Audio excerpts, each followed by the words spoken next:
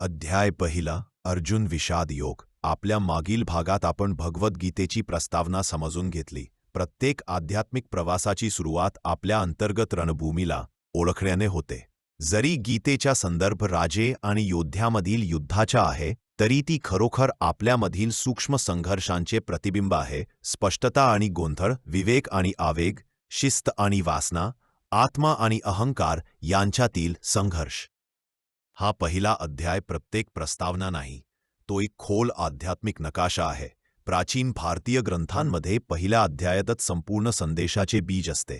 येथे महर्षी व्यास कुरुक्षेत्राच्या युद्धभूमीचा उपयोग एका योग्याच्या प्रथम आणि अत्यंत वैयक्तिक संघर्षासाठी करतात. आत्मप्राप्तीकडे पहिला प्रामाणिक पाऊल. जर तुम्ही शांत मनाने आणि अंतर्मुक्तेने या पहिल्या श्लोकाचा सार आत्मसात केला, तर गीतेचा संपूर्ण प्रवाह तुमच्यात सहज उलगडेल. चला तर मग शांत मन आणि खुले हृदय घेऊन प्रारंभ करूया. आता आपण पहिल्या अध्यायातील पहिल्या श्लोकाचा अक्षरशः अर्थ समजून घेऊया. धृतराष्ट्र उवाच धर्मक्षेत्रे कुरुक्षेत्रे समवेतायुयुत्सव मामकाः पांडवाश्चैव किम कुर्वत संजय. धृतराष्ट्र म्हणाला, हे संजय, जेव्हा माझे पुत्र आणि पांडूचे पुत्र धर्मभूमी कुरुक्षेत्रात युद्धाच्या इच्छेने एकत्र आले, तेव्हा त्यांनी काय केले? आता या श्लोकाचा अंतर्गत अर्थ आणि प्रतिकात्मकता समजून घेऊया. राजा धृतराष्ट्र हा एक अंध राजा आहे, जेस की आपला प्रशिक्षित न झालेलं मन. हे मन इंद्रियांनी चालवले जाते, पण त्याला विवेकाची दृष्टी नसते. त्याला काय योग्य आहे हे माहीत असून सुद्धा तो चुकीच्या बाजूला झुकतो. त्याचे पुत्र कौरव अधर्माचे प्रतिनिधित्व करतात, तरीही त्याचं मन त्यांच्याशीच जोडलेलं आहे. हेच आपलं अंध मन आहे, जे इच्छाशी इतकं जोडलेलं असतं की ते धर्माचा त्याग करायला तयार होतं. संजय, ज्याच्याशी तो बोलतो, तो अंतर्मुख अंतर्ज्ञानाचं प्रतीक आहे. निष्पक्ष निरीक्षण करणारी ती चेतना, जी साधकामध्ये जागृत होते जेव्हा तो स्वतःवर विजय मिळवू लागतो. धृतराष्ट्र विचारतो, त्यांनी काय केला? हा फक्त एका युद्धाचा प्रश्न नाही. हा प्रश्न प्रत्येक साधकाने स्वतःला रोज विचारायला हवा. जेव्हा माझ्या उंच सद्गुणांनी आणि नीच वासनांनी आमनेसामने उभं राहिलं, तेव्हा कोण जिंकलं?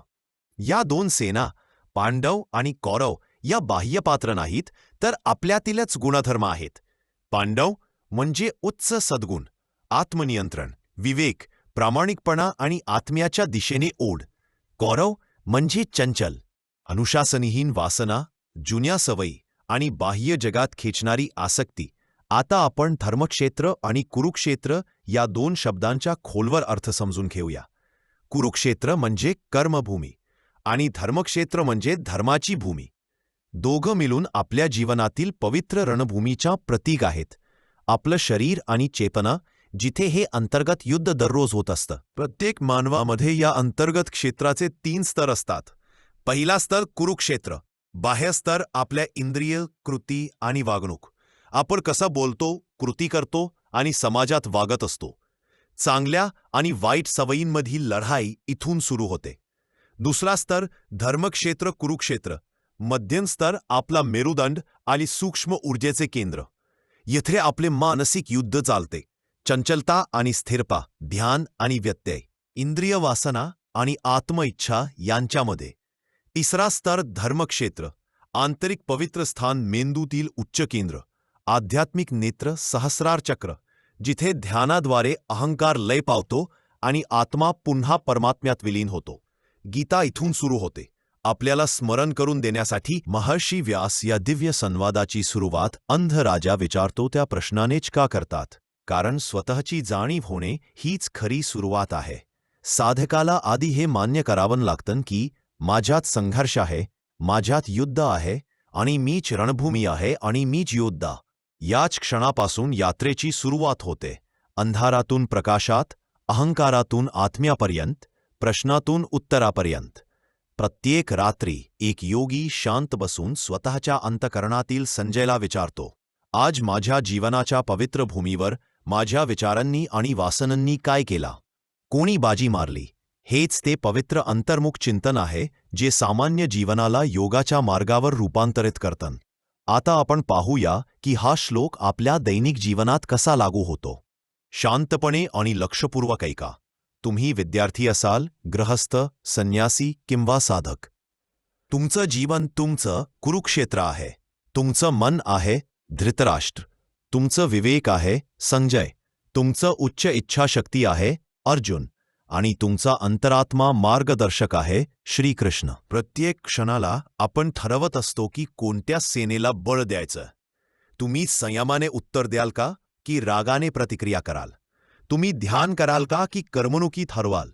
तुम्ही चंचलतेला शरण जाल का की मौनात परत जाल? गीता बाहेरची बाजू निवडायला सांगता नाही, ती आपल्यातल्या बाजू निवडायला शिकवते. हा पहिला श्लोक फक्त एक प्रश्न नाही, तो एक आवाहन आहे. एक आवाहन आपल्या आत बघण्याचं, प्रामाणिकपणे आणि नम्रतेने हे पाहण्याचं की आपण आपल्या आत काय पोसत आहोत. आपण अहंकाराने चाललो आहोत का की आत्म्याच्या मार्गदर्शनाखाली? आपण बघतो आहोत का की फक्त प्रतिक्रिया देतो आहोत? जशी ही मालिका पुढे जाईल, एक श्लोक एक वेळी, तुम्ही अनुभवाल की कुरुक्षेत्र ही बाह्य जागा नसून एक आंतरिक जागृतीची प्रक्रिया आहे. पुढच्या भागात आपण सुरू करू संजयच्या उत्तराने, दुसरा श्लोक, आणि आपल्या अंतरयात्रेच्या पुढचा टप्पा सुरू होईल. जर ही यात्रा तुमच्या अंतःकरणाला स्पर्श करत असेल तर कृपया हा व्हिडिओ लाईक करा आणि चॅनेल सबस्क्राईब करा, जेणेकरून पुढचा भाग तुम्हाला वेळेवर मिळेल. गीतेचा प्रकाश आपल्या अंतर्गत युद्धाला शांतीत रूपांतरित करो, हीच प्रार्थना. धन्यवाद.